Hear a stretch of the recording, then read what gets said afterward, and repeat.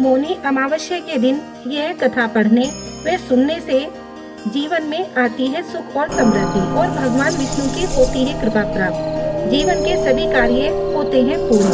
इसलिए भगवान श्री हरि विष्णु का नाम लेकर यह कथा पढ़े या सुने। मौनी अमावस्या व्रत कथा। मौनी अमावस्या की पौराणिक कथा के अनुसार काशीपुरी में देव स्वामी का एक ब्राह्मण परिवार रहता था।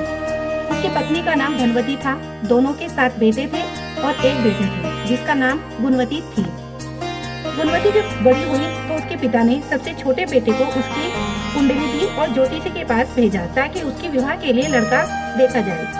ज्योतिषी ने बताया कि गुणवती विवाह के बाद विधवा हो जाएगी। ये जानकर उसके पिता देव स्वामी और माता धनवती दुखी हो गए और उस ज्योतिषाचार्य ने बचने का उपाय बताया। ज्योतिषाचार्य ने कहा कि सिंगल द्वीप में सोमा धोबिन रहती है जो बहुत ही पतिव्रता है। यदि सोमा धोबिन तुम्हारे घर आकर पूजा करे और अपना अर्जित पुण्य दान कर दे तो गुणवती का सुहाग बच जाएगा और वह दोष मिट जाएगा। ये जानकर देव स्वामी ने बेटी गुणवती को सबसे छोटे बेटे के साथ सोमा धोबिन के घर सिंहल द्वीप भेजा। दोनों भाई और बहन घर से निकलकर सीमा के घर की ओर चल दिए। दोनों समुद्र के किनारे पहुँचे और उसे पार करने के बारे में सोचने लगे। दोनों को भूख और प्यास लगी थी। दोनों एक पीपल के पेड़ के नीचे बैठ गए। उस पेड़ पर एक गिद्ध का परिवार भी रहता था।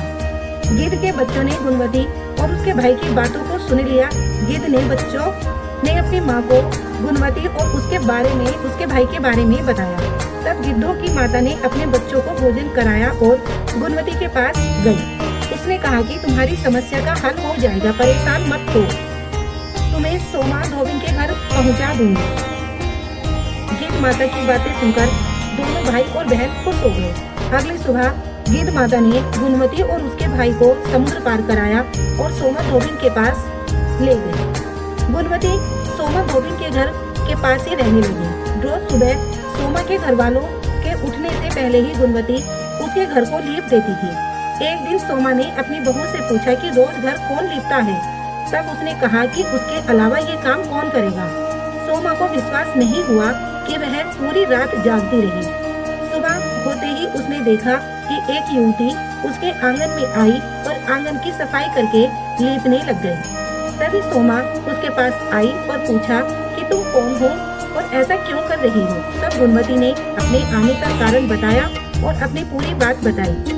इस पर सोमा ने कहा कि तुम्हारे पति की रक्षा के लिए मैं तुम्हारे साथ घर चलूंगी। एक दिन सोमा गुणवती के घर गई। उस दिन गुणवती का विवाह हुआ। ज्योतिषाचार्य के बताए अनुसार विवाह होते ही गुणवती के पति की मृत्यु हो गई। तब सोमा ने पूजा पाठ किया और अपने पुण्य को गुणवती को दान कर दिया। इसे उपाय से गुणवती का पति जीवित हो गया। उधर सोमा के पति और बेटे की मृत्यु हो गई। जब तक सोमा घर पहुंची तब तक उसके पति और बेटे के शव को रखा गया था। रास्ते में सोमा ने एक जगह पर रुककर पीपल के पेड़ के नीचे श्री हरि विष्णु भगवान की पूजा की थी और 108 बार उस पेड़ की परिक्रमा की थी। इससे अर्जित पुण्य से सोमा के पति और बेटे जीवित हो गए और वे अकाल मृत्यु से मुक्त हो गए। जो भी व्यक्ति विधि विधान से मौनी अमावस्या का व्रत करता है उसे भगवान विष्णु की कृपा प्राप्त होती है और उसके जीवन में सुख और समृद्धि आती है।